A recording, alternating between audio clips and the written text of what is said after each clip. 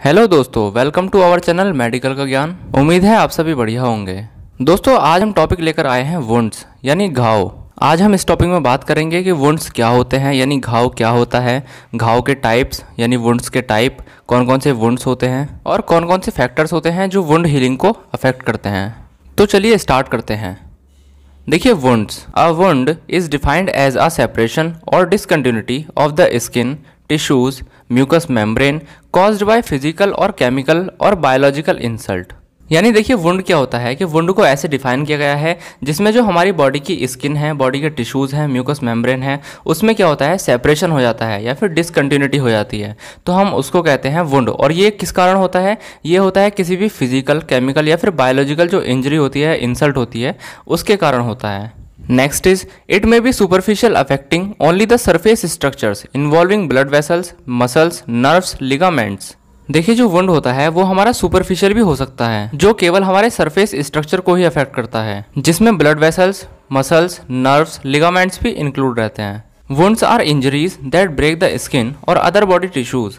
यानी जो वुंड होता है वो ऐसी इंजरीज होती हैं जो स्किन को ब्रेक कर देती हैं या फिर तोड़ देती हैं या फिर अलग कर देती हैं, और अदर बॉडी टिश्यूज जो होते हैं उनको भी तोड़ देती हैं या फिर उनको अलग कर देती हैं। अब हम बात करते हैं टाइप्स ऑफ वुंड। तो वुंड मेनली 5 टाइप के होते हैं। First is incised wound, second laceration, third abrasion, fourth puncture and fifth contusion. सबसे पहले हम बात करते हैं incised wound. An incised wound is a wound और cut caused by a clean sharp object such as a razor, knife और broken piece of glass. यानी जो इंसिज्ड वुंड होता है वो एक ऐसा कट होता है या फिर एक ऐसा वुंड होता है जो कॉज होता है किसके द्वारा? कॉज होता है वो क्लीन शार्प ऑब्जेक्ट के द्वारा, जैसे कि रेजर, नाइफ या फिर ब्रोकन पीस ऑफ ग्लास। यानी जो ग्लास होता है उसके टूटे हुए टुकड़े जो होते हैं, यानी कांच के टूटे हुए टुकड़ों से इंसिज्ड वुंड बन जाता है अगर चोट लगती है या फिर इंजरी होती है तब। एग्जाम्पल के लिए सर्जिकल इंसिजन, यानी जो सर्जरी के टाइम पे जो सर्जन होता है वो कट लगाता है, वो किस में आएगा? वो इंसिज्ड वुंड में आएगा। और क्या हो सकता है इसमें? और इसमें हो सकता है जो कट लग जाता है हमारा शेविंग करते हुए, किसी भी शार्प ऑब्जेक्ट से हमारा शेविंग करते हुए कट लगता है, तो वो भी किस में इंक्लूड होगा? वो होगा इंसिज्ड वुंड में। टेंड्स टू ब्लीड हैविली, यानी इसमें ब्लड जो है वो ज़्यादा निकलता है। नेक्स्ट हम बात करते हैं laceration wound. It is tearing of tissues which occurs with irregular wound edges. यानी जो लेसरेशन वुंड होता है वो बॉडी के टिश्यूज का फटना है जिसमें जो वुंड है वो इरेगुलर रहता है। एग्जाम्पल के लिए फ्रॉम एनिमल बाइट्स, यानी जो जानवर काट लेता है, जैसे कि हमारे डॉग ने काट लिया है तो डॉग के जो दांतों के निशान है वो डिसकंटिन्यू हो जाएंगे यानी इरेगुलर हो जाएंगे। एक सीधी लाइन में या फिर एक सीधा ही कट नहीं रहेगा, उसमें अलग अलग एजेस रहेंगे उस वुंड के। मशीनरी कट, यानी जो मशीन में किसी का मान लीजिए हाथ आ जाता है या फिर किसी मशीन से हाथ कट जाता है उसका, तो उसमें भी क्या रहेगा? उसमें भी इरेगुलर कट्स रहेंगे, इरेगुलर वुंड रहेगा उसमें भी, तो उसे कहते हैं हम लेसरेशन वुंड।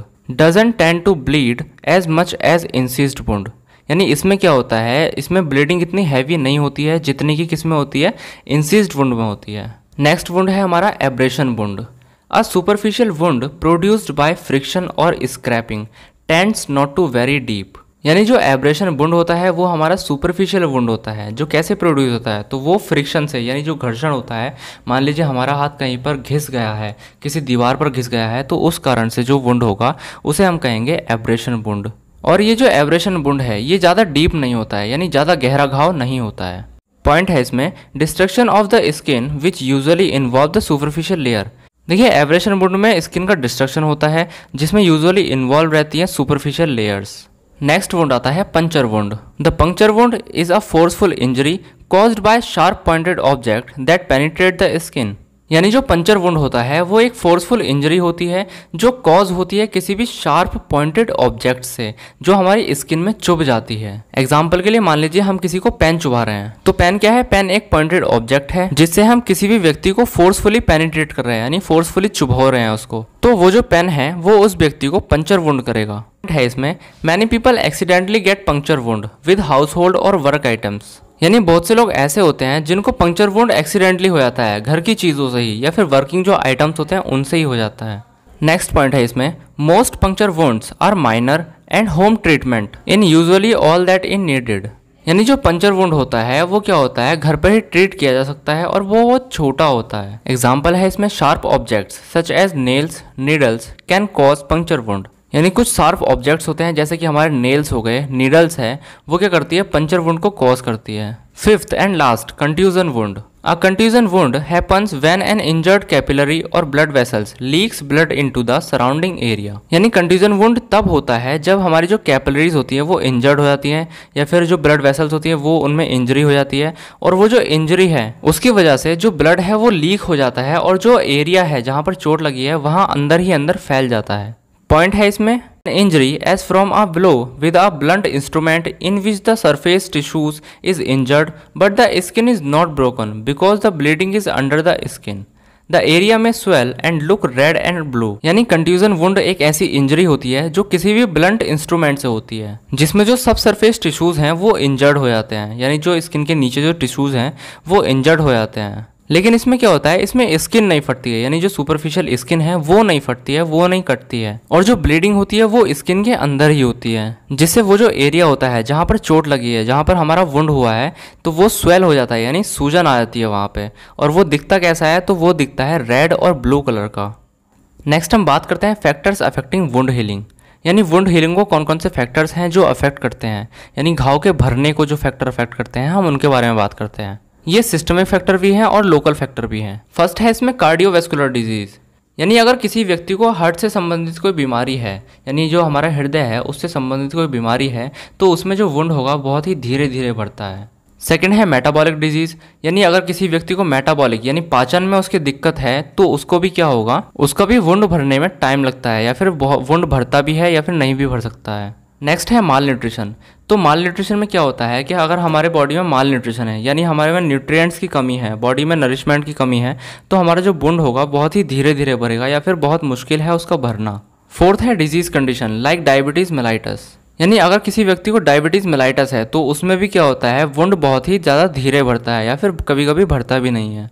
फिफ्थ है पुअर न्यूट्रिशन। तो ये भी क्या है, पुअर न्यूट्रिशन माल न्यूट्रिशन की तरह ही है। इसमें भी क्या होगा, नरिशमेंट बॉडी का अगर अच्छी तरीके से नहीं होगा, न्यूट्रिएंट्स कोई भी व्यक्ति नहीं लेता है, तो वुंड बहुत ही धीरे धीरे बढ़ता है।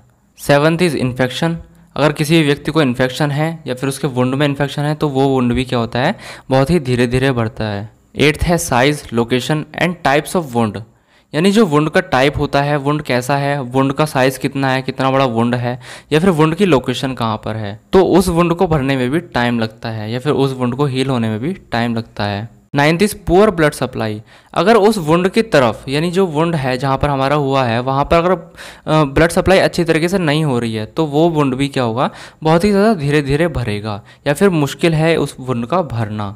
टेंथ इज इम्यून रिस्पॉन्स, यानी क्या होगा, अगर हमारा इम्यून रिस्पॉन्स कमज़ोर है, यानी जो इम्यूनिटी सिस्टम है वो हमारा कमज़ोर है, तो जो वुंड होगा वो बहुत धीरे धीरे भरेगा। 11th है पुअर वुंड हाइजीन, यानी क्या होगा, अगर हम वुंड की हाइजीन मेंटेन करके नहीं रखते हैं, वुंड को साफ़ सुथरा नहीं रखते हैं, ऐसे ही हम गंदगी में चले जाते हैं, तो वो वुंड भी क्या होगा, बहुत ही जल्दी नहीं भरेगा, उसमें इन्फेक्शन लगने का खतरा रह जाता है। 12th और लास्ट है उसमें मेडिकेशन, यानी क्या होगा, अगर उस वुंड के लिए एक पर्टिकुलर एक अच्छी मेडिसिन नहीं चलाई गई होगी तो वो वुंड क्या हो सकता है, बहुत ही ज़्यादा देर में भर सकता है, बहुत ही उसमें वो वुंड और भी ज़्यादा बड़ा हो सकता है। तो क्या करना है, उसके लिए एक पर्टिकुलर मेडिसिन चलानी ही चलानी है। तो आज का टॉपिक बस यहीं तक था। अगर आपको टॉपिक अच्छा लगा है, समझ में आया है, तो अपने दोस्तों को शेयर कीजिए और इस वीडियो को लाइक कीजिए। और अगर कोई क्वेरी है इस टॉपिक से रिलेटेड या फिर किसी भी चीज़ से रिलेटेड, तो हमारे जो कमेंट बॉक्स है उसमें कमेंट ज़रूर कीजिएगा। अगर आप चैनल पर नए हैं तो चैनल को सब्सक्राइब करके बेल आइकन ज़रूर प्रेस कर दीजिएगा। Thank you.